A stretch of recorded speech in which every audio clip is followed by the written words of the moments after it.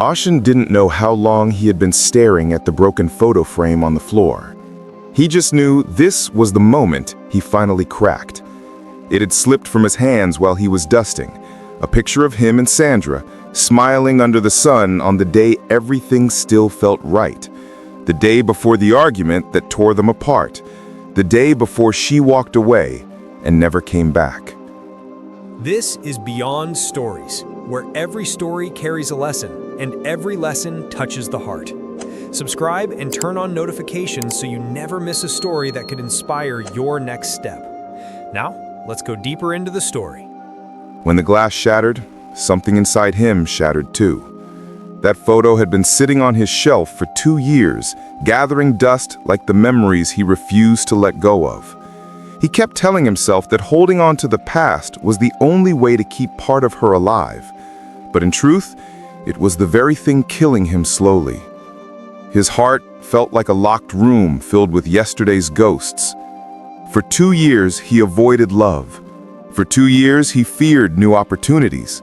For 2 years, he lived in the shell of a man who couldn't forgive himself for losing someone he loved.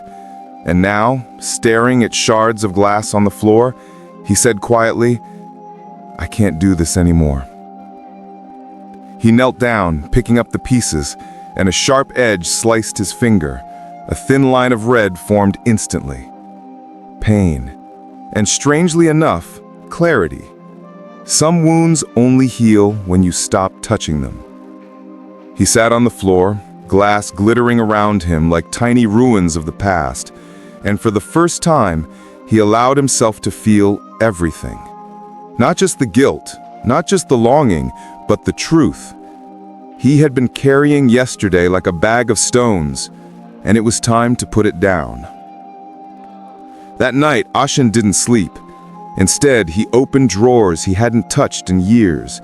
Letters, shirts, movie tickets, little souvenirs, all relics of a story that had ended long ago. One by one, he placed them into a small box. Not with anger, not with tears, but with acceptance. Quiet and heavy, like a long breath finally released. He walked outside, sat on the front steps, and looked up at the night sky. It felt bigger than he remembered, maybe because for the first time, he wasn't trapped in yesterday. He remembered something his mother once told him. If you stare at a closed door too long, you will miss the one opening right beside it. He finally understood. The next morning, Ashan woke early. The world felt different, not lighter, but clearer. He opened the curtains and let sunlight flood a room that had spent too long in shadows. He took a long walk, the route he used to enjoy when life made sense. The air felt kinder.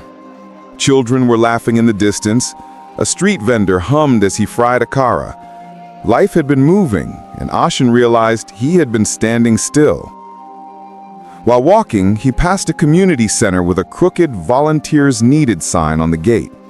On any other day, he would have ignored it. But today, he stopped. Inside, people were packing food for displaced families. A woman approached him and asked gently, "Would you like to help?" Ashan nodded. Hours passed. Boxes were packed, small jokes shared, quiet smiles exchanged. Something inside him warmed. A part of him he thought had died with Sandra's goodbye. Helping others began stitching the invisible wounds inside him. In the weeks that followed, Ashan returned again and again. Not because he had to, but because every time he walked out of that center, he felt a little more alive. And one afternoon, as he was stacking supplies, he met Juliet. She had warm eyes, the kind that listened even before you spoke. Her laughter was soft, but it lingered. The kind of laughter that made the world feel less heavy. They packed boxes together, shared small jokes, walked home after long volunteer days. Nothing rushed, nothing forced, just two gentle hearts learning how to breathe again. Juliet didn't ask about his past. She didn't force him to forget Sandra. She simply showed him that life still held spaces where joy could grow. Day by day, Ashan realized something. Yesterday no longer held him. Juliet was his new tomorrow. Months turned into a year, and one quiet evening under the fading gold of sunset, he asked her to be his wife. She didn't hesitate. She whispered yes with a smile that felt like a sunrise after a long storm. Their wedding was small, simple, beautiful. No grand decorations, just love, soft music, and two hearts choosing each other. In the years that followed, their home grew brighter and fuller. Two boys who carried Ashan's calm spirit, a little girl who had Juliet's laughter and eyes that sparkled at life. Their house was always lively.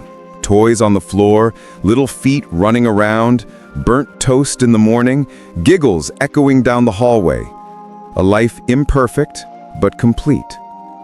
And sometimes, when Ashan watched his children sleeping or saw Juliet humming in the kitchen, he would whisper to himself, "Letting go of yesterday saved my life."